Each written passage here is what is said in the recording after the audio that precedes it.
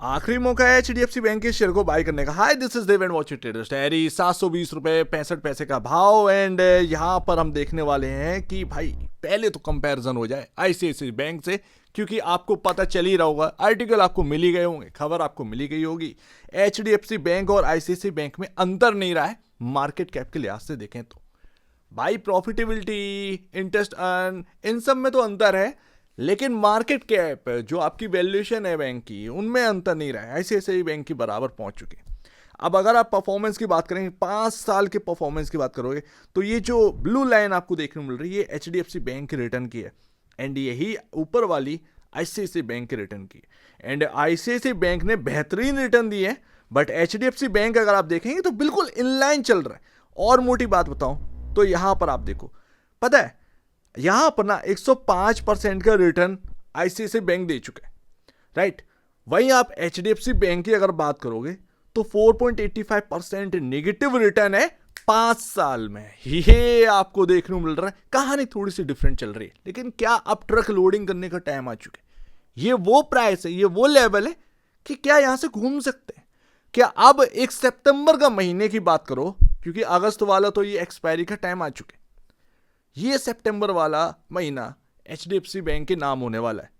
तो अभी हम देखते हैं फिलहाल चार्ट पर कि ये क्यों है इंपॉर्टेंट 693 और 682 की रेंज। पहली बात आपको नोट करने वाली, बिकॉज ऑफ फंडामेंटली आपने फाइनेंशियल इंडिकेटर सारी की सारी बात समझ ली है। पॉइंट्स मैं आपके सामने रखूंगा, अभी जो भी दिक्कतें हैं वो रख दूंगा, बट आपको ना चार्ट को समझना चाहिए। मैं ऑलरेडी पहले अगर आप बात करो तो मैं 1-2 बार एचडीएफसी बैंक का बॉटम और टॉप पकड़ चुका हूं। मैं ये नहीं कह रहा हूं कि इस बार मैं ये करके दिखा दूंगा, 100% श्योर है, बट लेकिन मेरे पास एक लॉजिकल रीजन है कि भाई ये हो सकता है। फिलहाल अगर आप देखें तो एक रेजिस्टेंस बना हुआ है यहाँ पर 730 और 725 के बीच में।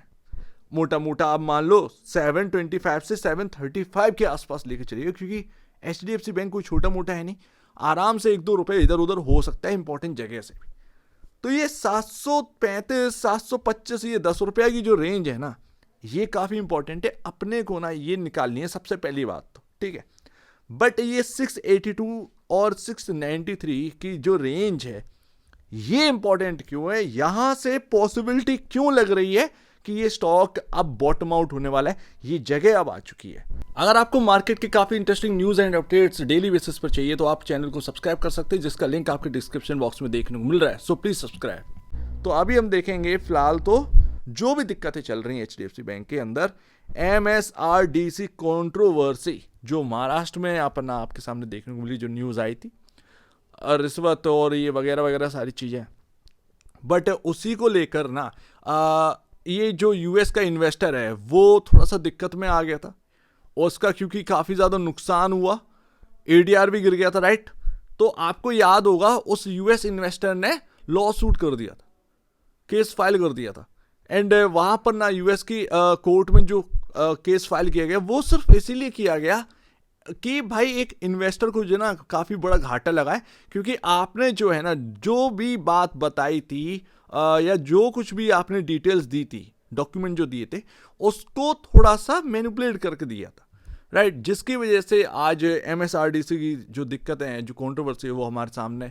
तो ये इस बिहाफ पर ना उसने फाइल किया कि भाई हमको लगा है लॉस, और आपने जो डॉक्यूमेंट है वो सही तरीके से पेश नहीं करे, बात साफ है।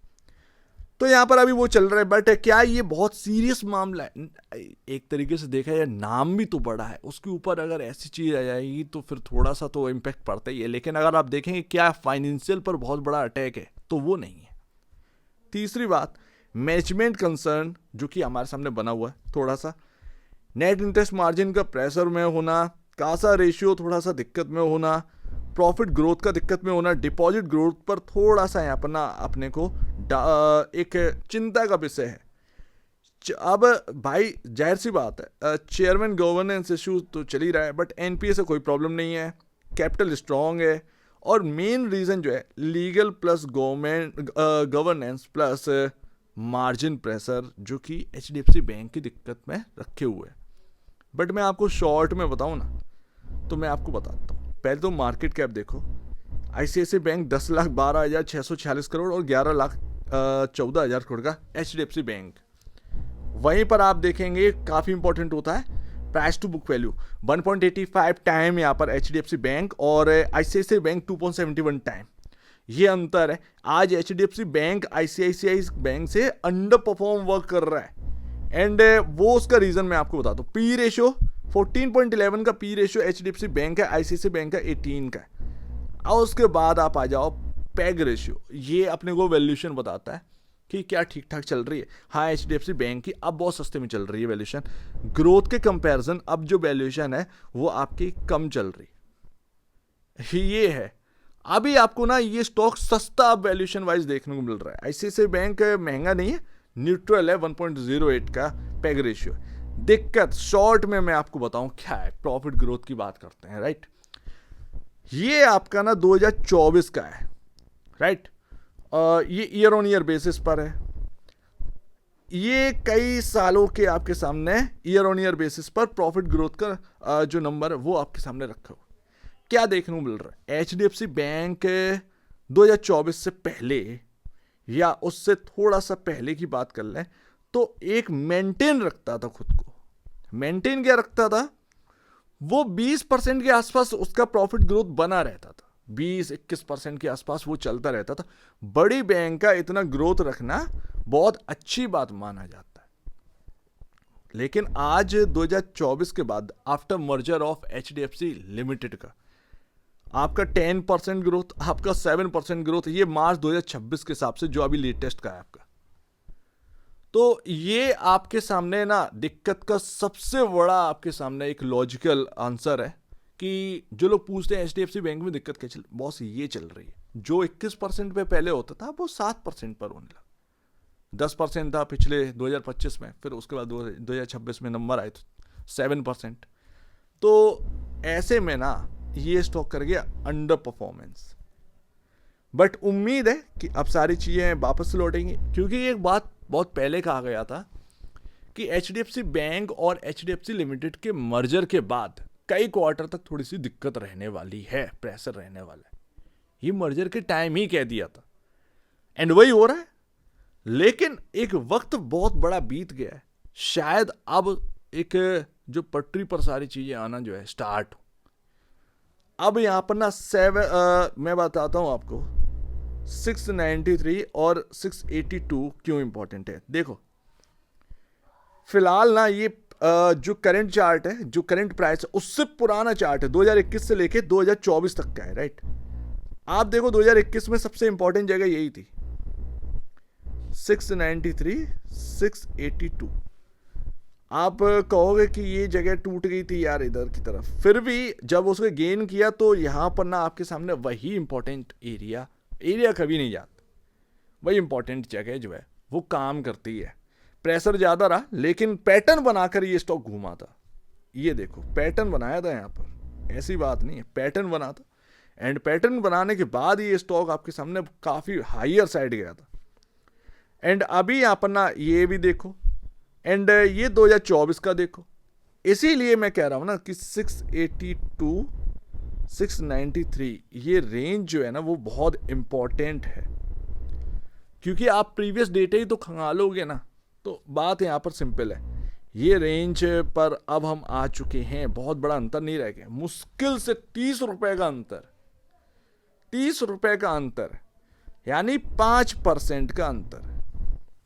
अगर HDFC बैंक का स्टॉक अगर 5% का थोड़ा सा गिरावट दिखा दे तो फिर यानी कि हम उस जगह पर पहुंच गए। प्रीवियस डेटा जो हमें सजेस्ट कर रहा है हम यहां से घूमते ही घूमते हैं। अब हो सकता है शायद हम इस बार यहाँ से 693 या 700 से ही हो जाए भाई, पर कुछ भी हो सकता है। लेकिन हम एक इंपॉर्टेंट जगह पर आ चुके हैं और स्टॉक के अंदर गिरावट बहुत हैवी हो चुकी है। उम्मीद यही है कि ये वो जगह आ चुकी है, ये वो जगह पर है कि अब शायद HDFC बैंक परफॉर्म करना स्टार्ट कर दे। एक ऐसी जगह पर अब ये स्टॉक आ चुके हैं, अदरवाइज इससे अगर और नीचे जाने का फिर मतलब दिखाई नहीं देता है, राइट। तो ये ध्यान रखिएगा। फिलहाल मूविंग एवरेज की बात करते हैं। मूविंग एवरेज कहाँ पर आ गए हैं, देखो मूविंग एवरेज आ चुके हैं भैया यहाँ पर 763 वहां पर दो हैं आपके, एक तो 50 डेमा, एक 100 डेमा, दो मूविंग एवरेज है, दो मूविंग एवरेज है। तो अपने को ना अब तैयारी शायद कर लेनी चाहिए कि HDFC बैंक शायद अब परफॉर्म करना स्टार्ट कर दे। अच्छा, बात अच्छी लगी हो तो कमेंट सेक्शन में बताइएगा कि यार थोड़ा सा ठीक ठाक है अपना, ठीक है ना।